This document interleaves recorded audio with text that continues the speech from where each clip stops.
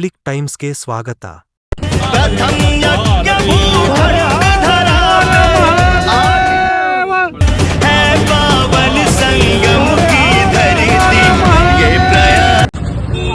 ಒಂದು ದೊಡ್ಡ ಶಕ್ತಿ ಇದೆ.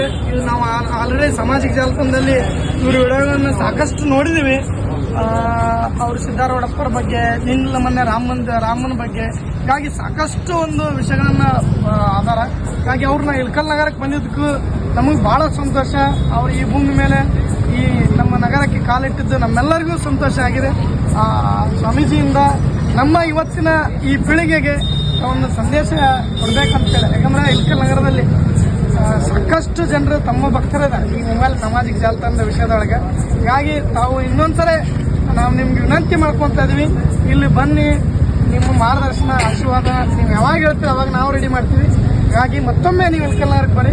ಈಗ ಬಂದಿರಿ, ಒಂದು 4 ಎತ್ತ ನೋಡಿಯಿಂದ ಆಶೀರ್ವಾದ ಮಾಡೋದಕ್ಕೆ ಸಂಬಂಧ ಪ್ರವೀಣ್ ಬರ್ರಿ. सदगुरु सिद्धार्थ महाराज की सदगुरु गुरुनाथ महाराज की सकल सार सत्पुरुष महाराज की ಇವತ್ತಿನ ಯುವ ಪೀಳಿಗೆಗಳಿಗೆ ನಮ್ಮಿಂದ ಒಂದು ಸಂದೇಶ ಏನಂತ ಹೇಳಿದ್ರೆ, ದುಶ್ಚಟಗಳನ್ನು ಮೊದಲು ಕಮ್ಮಿ ಮಾಡಿ, ತಂದೆ ತಾಯಿಗಳನ್ನ ಮೊದಲು ಗೌರವ ಇಡಿ. ಇವತ್ತೆಲ್ಲರಿಗೂ ಹೇಳ್ತಾ ಇದ್ವಿ ಸಿದ್ಧಗಂಗೆ ಮಠ ಅಂದ್ರೆ ಏನು, ಹುಬ್ಳಿ ಮಠ ಅಂದ್ರೆ ಏನು ಅಂತ.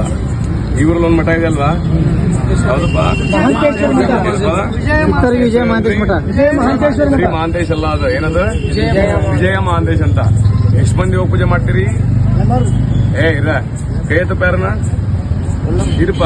ಗುರುವಾರ ಬಂದ ಯಾರು ಹೋಗ್ತಿದ್ದೀರಿ? ಇರಪ್ಪ ಆಯ್ತು, ಸೋಮವಾರ ಯುವ ಪೀಳಿಗೆ ಕೇಳ್ತಿರೋದು. ಆ 4 ಮಂದಿ ಕೈ ಎತ್ತರಲ್ಲ, ಇಳಕಲ್ ಮಂದಿ ಅಲ್ವ ಎಲ್ಲಾರನ್ನು? ಯಾರು ಹೋಗ್ತೀರಿ? ನಾ ಬಂದಿ ಹುಡಿಕೊಂಡೆ ನಾಗಾಸಾಧು ಅಘೋರ ಸಿದ್ಧ ಮೂಲಗಳಿಗೆ ಹೆಸರು. ಆ ಸಿದ್ಧ ಮೂಲದಲ್ಲಿ ಬಂದು ಸಮಾಧಿ ಆಗಿರ್ತಕ್ಕಂಥ, ಜೀವಂತ ಸಮಾಧಿ ಆಗಿರ್ತಕ್ಕಂಥ ಯಾರು? ವಿಜಯ ಮಹಾಂತೇಶ್ವರ ಅಂತ ಏನಪ್ಪ? ಮಹಾಂತೇಶ್ವರ ಅಂದ್ರೆ ಏನಪ್ಪ? ಮಲೆ ಮಾದೇಶ್ವರ ಗೊತ್ತಿರ್ಬೋದು ನಿಮ್ಗೆ. ಮಹಾಂತೇಶ್ವರ ಅಂತ ಹೇಳಿದ್ರೆ ಮಹಂತರಿಗೆಲ್ಲ ಈಶ್ವರ ಅಂತ. ವಿಜಯ ಅಂತ ಹೇಳಿದ್ರೆ ಆ ಗುರುವನ್ನು ಆರಾಧನೆ ಮಾಡಿದಂಥವ್ರಿಗೆ ನಿಮ್ಮ ಜೀವನದಲ್ಲಿ ಯಾವುದೇ ಕಾರಣಕ್ಕೂ ಒಂದು ದಿಗ್ವಿಜಯವಾಗಿರ್ತಕ್ಕ ನೆನೆಸಿ ಯಾವುದೇ ಕಾರಣಕ್ಕೂ ಫೇಲ್ ಆಗಲ್ಲ ನೀವು ಅಂತ.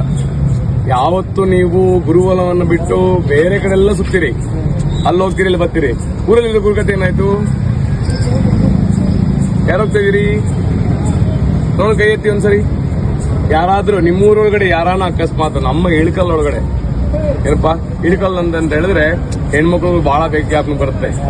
ಯಾಕೆಂದ್ರೆ ಉಟ್ಕೊಳ್ತಕ್ಕಂಥ ಒಂದು ಸೀರೆ ಏನಿದೆ, ಆ ಸೀರೆ ಒಂದು ಬಾರ್ಡರ್ ಇದೆಯಲ್ಲ, ಇಲ್ಲಿನ ಅಚ್ಚು ಎಲ್ಲೂ ಇಲ್ಲ. ಇಡೀ ಕರ್ನಾಟಕದೊಳಗಡೆ ಇಳಕಲ್ಲಿನ ಅಚ್ಚಿದೆಯಲ್ಲ, ಎಲ್ಲೂ ಸಿಗಲ್ಲ. ಮೈಸೂರಿನ ಒಂದು ಭಾಗ ಅದೊಂದು ಲೆಕ್ಕ, ಹೊಸದುರ್ಗದೊಂದು ಲೆಕ್ಕ, ದೇವನಹಳ್ಳಿ ಒಂದು ಲೆಕ್ಕ, ಆದ್ರೆ ಇಳಕಲ್ಲಿನ ತೂಕನೇ ಬೇರೆ. ಇಡೀ ಕರ್ನಾಟಕದಲ್ಲಿ ನೀವು ಏನೇ ಅನ್ಬೋದು, ನೀವು ಬೇಕಾದ್ರೆ ಎಲ್ಲಾರು ನೋಡಿ, ರಾಮನಗರ ರೇಷ್ಮೆಗೆ ಇದು ಅಂತಾರೆ, ಇಳಕಲ್ಲು ಸೀರೆ ಚಂದ ಅಂತಾರೆ ಅಲ್ವನಪ್ಪ? ಹಾಗೆ ನೀವೆಲ್ಲನೂ ಒಂದು ಏನೊಂದು ನಿಮ್ಮ ಒಂದು ಸುಗ್ರಾಮದಲ್ಲಿ, ಈ ಒಂದು ಇಳಕಲ್ ಅಂತಕ್ಕಂಥ ಗ್ರಾಮದಲ್ಲಿ ಗುರುಪೀಠಾಧೀಶಕರ್ತಕ್ಕಂಥ ವಿಜಯ ಮಹಾಂತೇಶ್ವರಿಗೆ ಏನ್ ಸೋಮವಾರ ಇದ್ದು ಬೆಳಗ್ಗೆ ತಗೊಂಡು, ಈಗ ಒಂದು ಉದಾಹರಣೆ ಕೊಡೋಣ. ಯಾಕೆ ಹೋಗ್ಬೇಕಜ್ಜ ಅಂತ ನೀವು ನಮ್ಮನ್ನು ಕೇಳ್ತೀರಾ ಅನ್ಕೊಳ್ಳೋಣ. ಯಾಕಜ್ಜ ಹೋಗ್ಬೇಕು ನಾವು ಅಂತ? ಕುಲ್ದೇವ್ರಿಗೆ ಹೋಗ್ತಿರಲ್ವಾ, ಮನೆದೇವ್ರಿಗೆ ಹೋಗ್ತಿರಲ್ವಾ? ಹಾಗೆ ಅಲ್ಲೆಲ್ಲ ಹೋದಾಗ ನಿಮ್ಮ ತಂದೆ ತಾಯಿಯವರು ಮೊದಲೇನ್ ಕೇಳ್ತಾರೆ? ಗುರುಬಲ ಶನಿಬಲ ಕೇಳ್ತಾರ, ಇಲ್ಲ ಸೂರ್ಯನ ಬಲ ಚಂದ್ರಬಲ ಕೇಳ್ತಾರ? ಊರಲ್ಲಿರೋದು ಯಾರು ಇವಾಗ? ಗುರು. ಅದನ್ನ ಬಿಟ್ಟು ಗುಡ್ಗ ಹಾಕೊಂಡು ತೂತು ಮಾಡ್ಕೊಂಡು ಓಡಾಡ್ತಿದ್ದೀರಿ, ಬಿಡ ಹಾಕೊಂಡು ತೂತು ಮಾಡ್ತಾ ಇದೀರಿ. ಇಳಕಲ್ಲಿರ್ತಕ್ಕಂಥ ಅಂದ ಚಂದನ ನೀವೇ ಬಾಯಲ್ಲಿ ಗುಡ್ಕ ಹಾಕೊಂಡು ಬಹಳ ಮಾಡ್ತಿದ್ದೀರಪ್ಪ.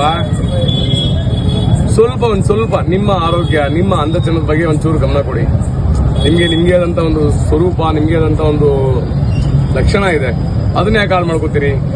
ಇವತ್ತಿನ ಯುವ ಪೀಳಿಗೆ ಹೇಳೋದೇನಂತ ಹೇಳಿದ್ರೆ, ಮಾತಾಪಿತೃಗಳು ಅಂದ್ರೆ ತಂದೆ ತಾಯಿಗಳಿಗೆ ಗೌರವ ನೀಡ್ಕೊಳ್ಳಿ. ಗ್ರಾಮದಲ್ಲಿರ್ತಕ್ಕಂಥ ಗ್ರಾಮ ದೈವಗಳು ಮತ್ತೆ ಗ್ರಾಮದಲ್ಲಿರ್ತಕ್ಕಂಥ ಗುರುಮೂಲಗಳನ್ನ ಆರಾಧನೆ ಮಾಡಿ. ಅವಾಗ್ಲೇನೆ ಈ ಗ್ರಾಮಕ್ಕೆ ಬೆಲೆ. ನೀವೇ ಮಾಡಲೇ ಇಳ್ಕೊಳ್ಳೋರು ಅಂದ್ರೆ ನಾವು ಬಂದು ಮಾಡಕ್ಕಾಗುತ್ತೇನಪ್ಪ? ನಾವೆಲ್ಲೋ ಇರೋ ನಾಗ ಸಾಧುಗಳು ಗುರು ಬರ್ತೀವಿ, ನಮ್ಮ ಪಾಡಿನ ಗುರುಗಳನ್ನ ನೋಡ್ಬೇಕು, ಮಾತಾಡ್ಕೊಂಡು ಹೊರಟೋಗ್ತೀವಿ. ನೀವು ಅಲ್ವೇ? ಇದು ನಿಮ್ಗೆ ಬೇಕಾಗಿರ್ತಕ್ಕಂಥದ್ದು. ಹಾಗಾಗಿ ಏನು ಗ್ರಾಮದಲ್ಲಿರ್ತಕ್ಕಂಥ ಸದ್ಗುರುವಿನ ಒಂದು ಆಶ್ರಯವನ್ನ ಹೊಂದಿ ಅವರ ಆಶೀರ್ವಾದವನ್ನು ಪಡ್ಕೊಳ್ಳಿ. ನೋಡಿ, ನಿಮ್ ಜೀವನದಲ್ಲಿ ಬಾಬಾರ ನನ್ನ ಪಕ್ಕ ಬಂದು ಕೇಳ್ತೀರಿ, ಬಾಬಾರ ನನ್ಗೆ ಇದಾಗ್ತಿಲ್ರಿ, ನನ್ ಮದುವೆ ಸೆಟ್ ಆಗ್ತಿಲ್ರಿ, ನನ್ಗೆ ಇದಾಗ್ತಿಲ್ರಿ, ಎಲ್ಲ ತಲೆಗೇರ್ಕೊಳ್ಳೋರನ್ನೇ. ಅದೇ ಅಜ್ಜರ ಮುಂದೆ ಕೂತ್ಕೊಂಡು ಒಂದು 10 ನಿಮಿಷ ಕೇಳಿದ್ರೆ ಏನಪ್ಪ, ಈಗ ನಾವು ಹುಡುಕೊಂಡ್ ಬಂದಿರೋದು ಯಾರಿಗೆ? ಅಜ್ಜಾರಿಗೆ. ನೀವು ನೋಡ್ತಿರೋದು ಈ ಅಜ್ಜನ. ಆ ಅಜ್ಜ ಎಲ್ಲೋದ್ ಮತ್ತೆ ಅರ್ಥ ಮಾಡ್ಕೊಳ್ಳಿ. ಹೊರಗಿನಿಂದ ಈಗ ನಮ್ಮ ಜೂನು ಅಖಾಡ, ನಮ್ಮ ಆನಂದ ಅಖಾಡ, ಈ ಪ್ರತಿಯೊಂದು ಅಖಾಡಗಳಿಂದ ನಾಗಾಸಾಧು ಅಘೋರಿ ಮೂಲಗಳು ಗುರುಗಳನ್ನ ಉಳ್ಕೊಂಡ್ಬರ್ತೀವಿ. ಯಾಕೆ? ನಾಗಾಸಾಧುಗಳು ಇಳಕಲ್ ಗ್ರಾಮಕ್ಕೆ ಅದು ಒಂದು ಗದ್ಗೆ ಉಳ್ಕೊಂಡ್ಬರ್ತಾರೆ. ಯಾಕೆ? ಎಷ್ಟು ಶಕ್ತಿವಂತ ಪೀಠ ಅಂತ. ಗುರುವಿನ ಜೀವಂತ ಜ್ಯೋತಿ ಉರಿತಿರ್ತಕ್ಕಂಥ ಪೀಠ ಅದು. ಯಾವುದು? ವಿಜಯ ಮಹಾಂತೇಶ್ವರ ಪೀಠ ಅಲ್ವೇನಪ್ಪ? ಅಂತ ಪೀಠಕ್ಕೆ ನೀವೆಲ್ಲ ಏನ್ ಮಾಡ್ತಿದ್ದೀರ ಅನ್ನೋದು ನಿಮ್ಗೆ ಅರಿವಿದೆ. ಸ್ವಲ್ಪ ಒಂದು ಗ್ರಾಮದ ಒಂದು ಗುರುಮೂಲಗಳನ್ನ, ಗ್ರಾಮದ ದೈವ ಮೂಲಗಳನ್ನ ನೀವು ಅಭಿವೃದ್ಧಿ ಪಡಿಸ್ಕೊಂಡು ಹೋಗ್ತಾರೆ ನಮ್ಮ ಸನಾತನ ಧರ್ಮಕ್ಕೆ ಒಂದು ಕೊಡುಗೆ ಇದ್ದಂಗೆ. ನೀವೇ ಏನೂ ಮಾಡಿಲ್ಲ ಅಂತ ಹೇಳಿದ್ರೆ ನಾವು ಹೊರಗಿಂದ ಬಂದವ್ರು ಏನ್ ಮಾಡ್ಲಿಕ್ಕಾಗುತ್ತಪ್ಪ? ನಾವು ಹೊರಗಿಂದ ಬಂದವ್ರು ಒಂದ್ ಕೈ, ನಿಮ್ದಿಂದ ಇನ್ನೊಂದ್ ಕೈ, ಎರಡು ಕೈ ಸೇರಿದ್ರೆ ಅಲ್ವೇ?